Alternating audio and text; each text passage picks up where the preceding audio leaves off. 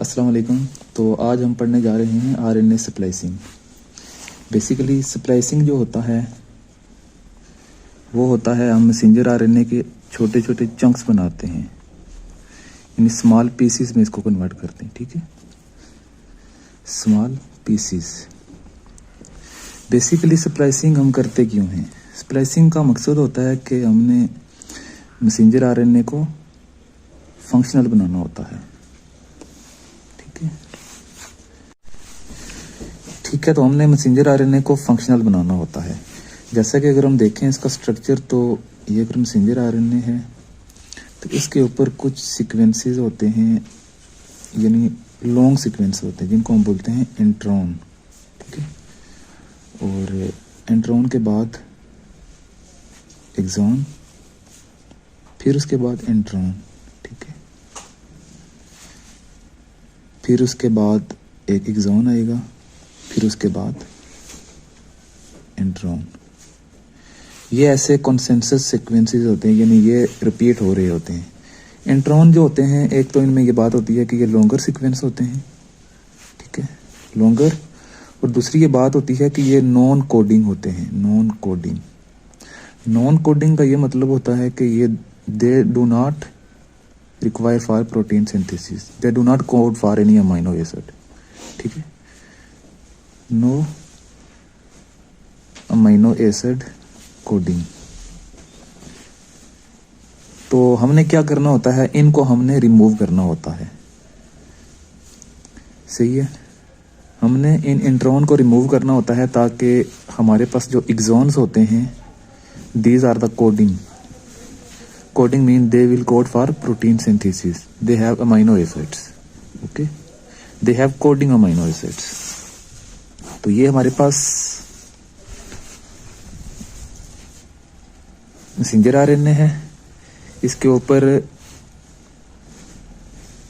ये एक इंट्रॉन है, ये एक एक्सॉन है और ये फिर इंट्रॉन है। ठीक है, इंट्रॉन और फिर ये एक एक्सॉन। अब हमने क्या करना है कि हमने इंट्रॉन को रिमूव कर देना है और एक्सॉन को हमने कंबाइन करना है। उसके लिए जो मैकेनिज्म है, यानी मैकेनिज्म इनिशिएट कैसे होता है, इसके लिए कुछ होती हैं SNRNP, उसको मोलिक्यूलर एक कम्प्लेक्स है। इसके अलावा स्प्लाइसोसोम मशीनरी जो है, यानी स्प्लाइसोसोम प्रोटीन्स भी होती हैं, वो भी साथ इन्वॉल्व होती हैं, लेकिन बेसिकली यही SNRNP जो मोलिक्यूलर कम्प्लेक्स है, ये इसमें इन्वॉल्व होता है।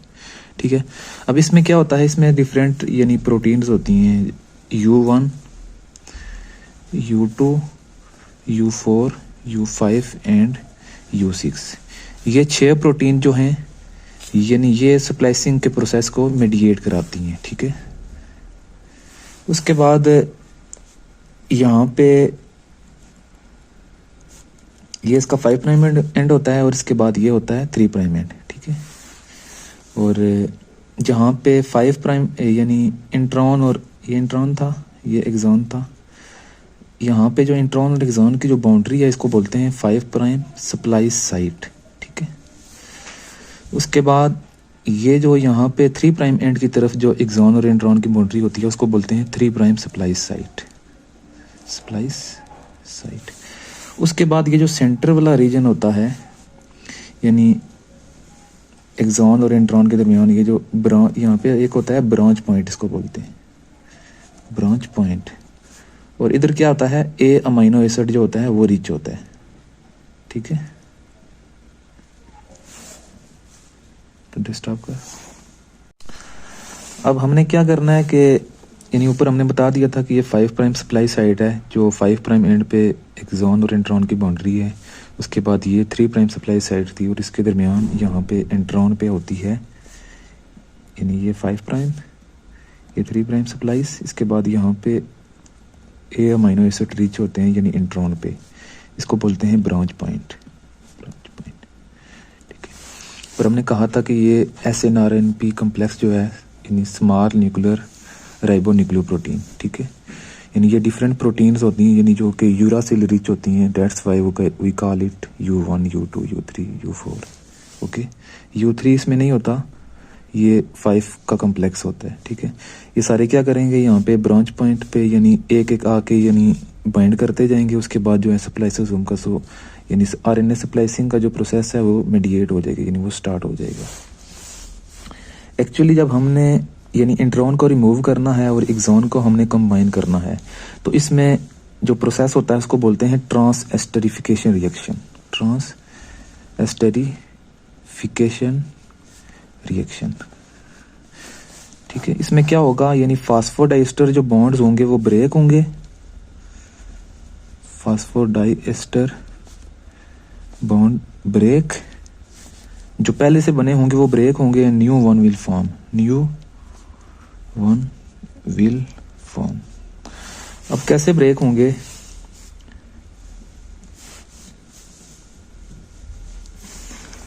है यहाँ पे 5 प्राइम एंड पे एक लगा हुआ है फास्फेट ग्रुप, ठीक है। अब ये जो 3 प्राइम एंड है यानी ब्रांच पॉइंट जो है, ब्रांच पॉइंट सॉरी, इस पे है 2 प्राइम OH होता है, ठीक है। OH का जब भी नाम आता है तो हम उसको बोलते हैं इट्स अ स्ट्रॉन्ग न्यूक्लियोफाइल, ठीक है। अब ये OH क्या करेगा, ये it will act as a nucleophile, ये न्यूक्लियोफाइल के तौर पे एक्ट करेगा। और क्या करेगा, यानी ये जो 5 प्राइम एंड पे जो हमारे पास फास्फेट ग्रुप लगा हुआ है इसके साथ जाके इसके ऊपर जाके एक्ट करेगा, ठीक है, इस फास्फेट ग्रुप के ऊपर। जब इसके ऊपर ये एक्ट करेगा तो ऑलरेडी ये जो बॉन्ड बना हुआ है यानी 5 यानी ये जो बाउंड्री है एक्सॉन और इंट्रॉन की, ठीक है, यहाँ वाला जो बॉन्ड है ये ब्रेक हो जाएगा। जब ये ब्रेक होगा तो क्या होगा, यानी ये वाला एक्सॉन का जो पार्ट है ये सेपरेट हो जाएगा, ठीक है। ये पार्ट हमारे पास सेपरेट हो गया, सही है। अब इसके पास जब ये पार्ट सेपरेट हो जाएगा तो फिर हमारे पास क्या होगा, यानी ये एक इंट्रॉन बच गया और ये एक दूसरा एक एक्सॉन बच गया, ठीक है। अब ये जो क्या करेगा, यानी ये जब सेपरेट हो जाएगा तो इसने यानी ये ब्रांच पॉइंट इंट्रॉन पे जो ब्रांच पॉइंट है इसने जब इसके साथ बॉन्ड बनाया तो इस पे क्या होगा, यानी ये एक लैरिएंट की फॉर्म बना लेगा। लैरिएंट की फॉर्म कैसे बनाएगा, यानी ये इसके ऊपर एक्ट करेगा तो ये देख सकते हैं आप, यानी ये इस तरह एक लैरिएंट की फॉर्म बन गई है। लैरिएंट मतलब कि कोई लूप टाइप शेप या लूप या स्ट्रिंग टाइप शेप होती है, ठीक है, लैरिएंट इसको हम बोलेंगे। अब ये 5 प्राइम एंड इसका था, ठीक है, और यहाँ पे यानी एक्सॉन भी है उसका भी 5 प्राइम एंड होता है और इसका भी 3 प्राइम एंड होता है। इस तरह इंट्रॉन का भी 5 प्राइम एंड और 3 प्राइम एंड होता है, ठीक है। अब इस पे क्या होगा, यानी यहाँ पे फास्फेट ग्रुप के साथ पहले उसने यानी बॉन्ड ब्रेक हुआ तो न्यू ये बन गया, उसके बाद लैरिएंट बन गया। उसके बाद यहाँ पे यानी 3 प्राइम जो एंड था यहाँ पे जो OH ग्रुप था, ठीक है, वो फिर एक्सपोज हो जाएगा, ठीक है। ये फिर it will act as a nucleophile. Nucleophile ये किस पे एक्ट करेगा, यहाँ पे जो फास्फेट ग्रुप लगा हुआ है जो 3 प्राइम एंड पे लगा हुआ है, ठीक है, 3 प्राइम एंड पे जो फास्फेट ग्रुप लगा हुआ है इसके ऊपर ये एक्ट करेगा।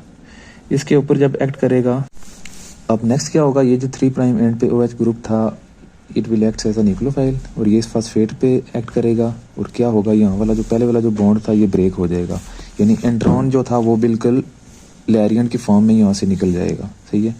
उसके बाद क्या होगा, यानी ये इसके साथ बॉन्ड बना रहा है तो ये जो एक्सॉन है ये एक्सॉन इस एक्सॉन के साथ मिल जाएगा, ठीक है। ये हमारे पास अब दोनों एक्सॉन्स आ गए और ये जो मैसेंजर RNA है, अब हमें यही मैसेंजर RNA चाहिए फॉर प्रोटीन सिंथेसिस और ये जो है फंक्शनल है, यानी इसके अंदर ये जो एक्सॉन्स हैं ये कोडिंग रीजन्स हैं और ये जो है ये प्रोटीन को फंक्शनल यानी बनाने में हेल्प करेंगे, ठीक है।